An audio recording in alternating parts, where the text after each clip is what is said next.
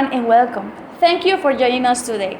My name is Lini Tavares and I'm here to introduce an insightful discussion on education systems around the world. We are privileged to have with us a team of experts in the field of education.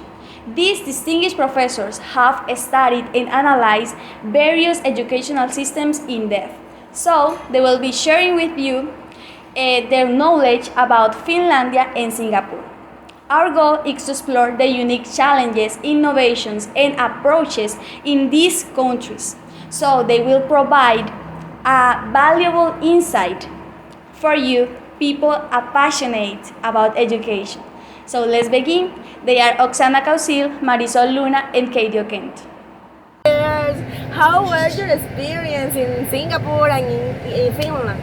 Well, in Finland, education is one of the cornerstones of their society. They pride themselves on their educational system, which I would like to know is free of charge from everyone, Wow. from early education to higher studies, and their teachers are highly educated and strongly committed to their work.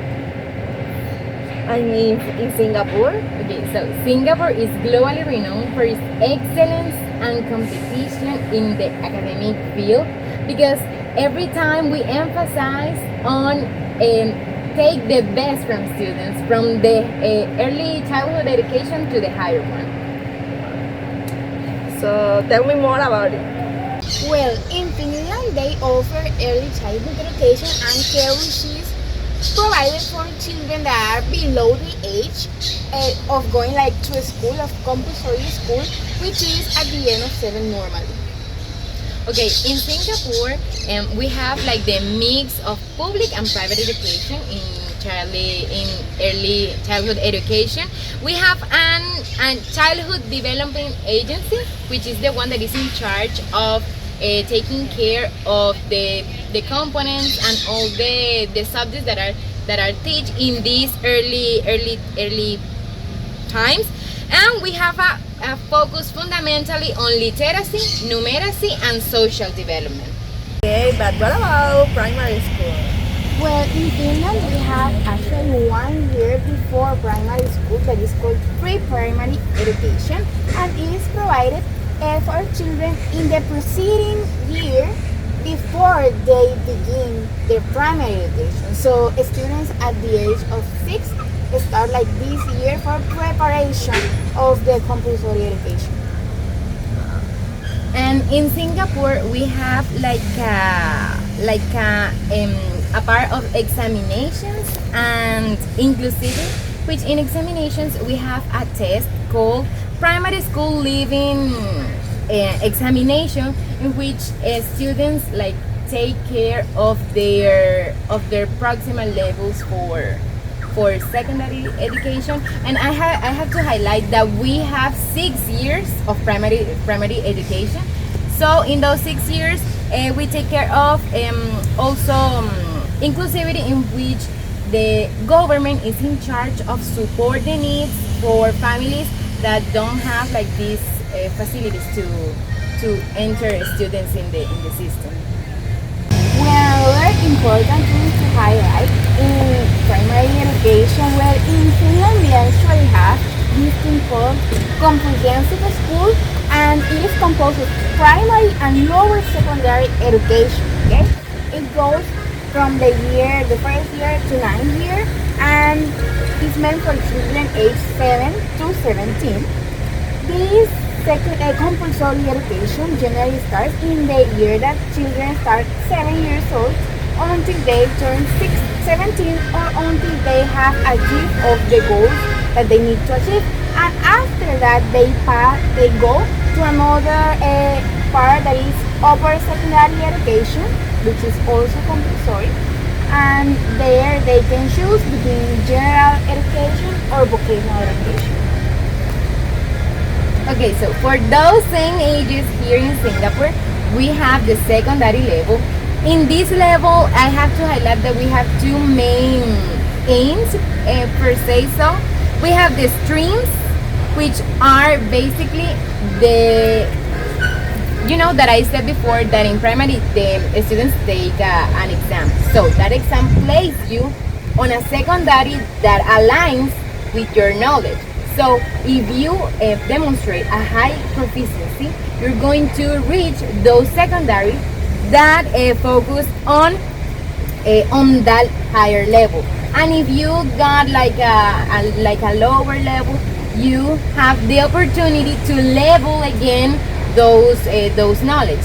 And after that, as I said, after those 6 years of primary, you have the opportunity to have 4 or 6 years of secondary level, and then we have other levels.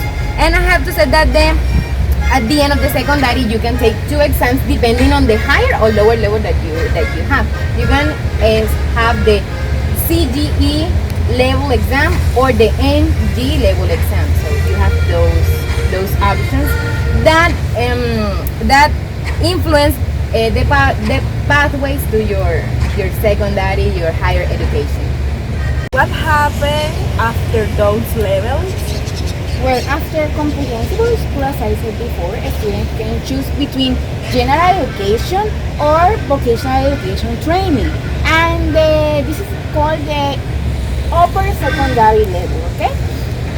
And in general education, students do not go to or see subjects towards a specific branch or something they want to focus on, but they have like in the schools all of the subjects that they need. And after that, they can take an exam for that like says to which university they can apply to based on the scores. But they can also choose vocational schools that this one it is focused on certain abilities or certain subjects. What about you? And in Singapore, we have like after the secondary level, you have 3 options. You can enter to, depending on the level that you acquire on your exam, you can have 2 years or junior college in which you're going to prepare for university years.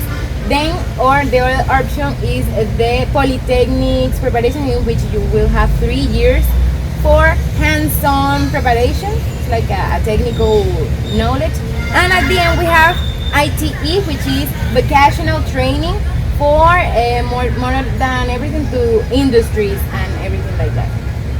Okay, girls, now I want to know more about the higher education. Well, in Finland, higher education is provided by universities and universities of applied science. The mission of these universities is to conduct scientific research and provide the education based on it. Okay? Universities of applied science offer more practical education that aims to respond to the needs to the labor of the market. And universities which provide higher scientific and artistic education award bachelor's and master's degrees as well as postgraduate degrees. And yeah, like the normative duration of these studies, a bachelor's degree normally takes 3 years and a master's degree 2 more years. And in Singapore, we have again 2 options depending on the level that you have when you were in secondary. You have like the normal university, in which we have like a globally renowned institutions like the National University. And in this, the competence is very extreme because they offer programs as undergraduate, graduate, and postgraduate programs. So the competition there is extreme.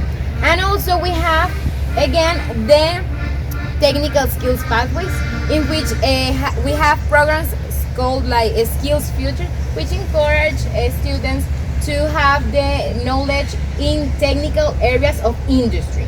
So we have those options. Another thing about the education in Finland is that they offer adult education that is available at all levels from like pre-primary and all that. And they basically learn like children in all the levels of education. They learn about personal growth, about leadership, and about all these social skills that they will need when they are adults and when they are part of the society.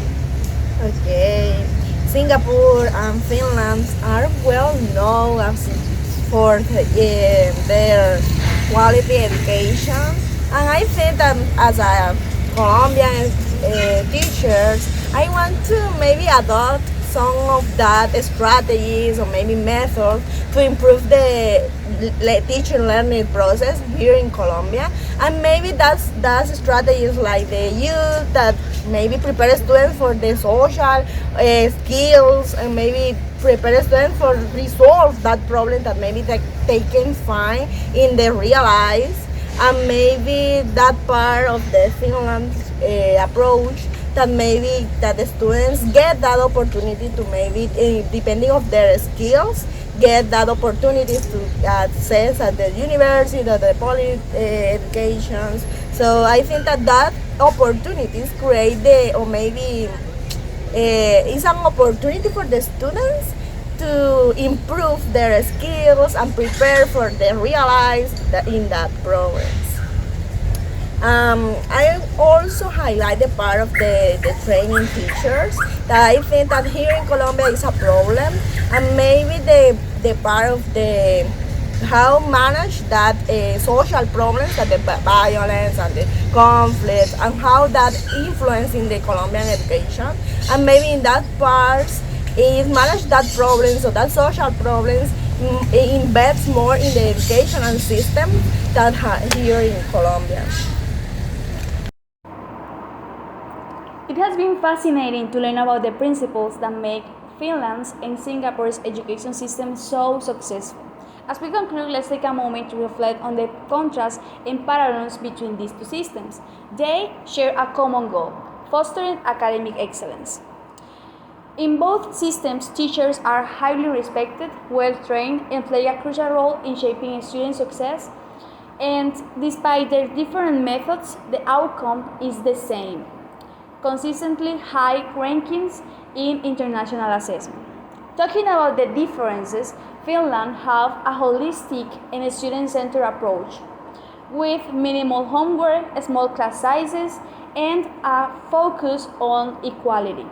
Also, they have shorter school days, with increases creativity and personal growth. On the other hand, Singapore's education system it emphasizes like rigor and competition. So they have a structured exam-oriented system, and they have longer school days. They have also like an intensive workload, and this allows them to enhance the academic performance of students. So what can we learn from this? That there is no a single path to success in education and to achieve great results. Thank you so much for your attention, and until next time.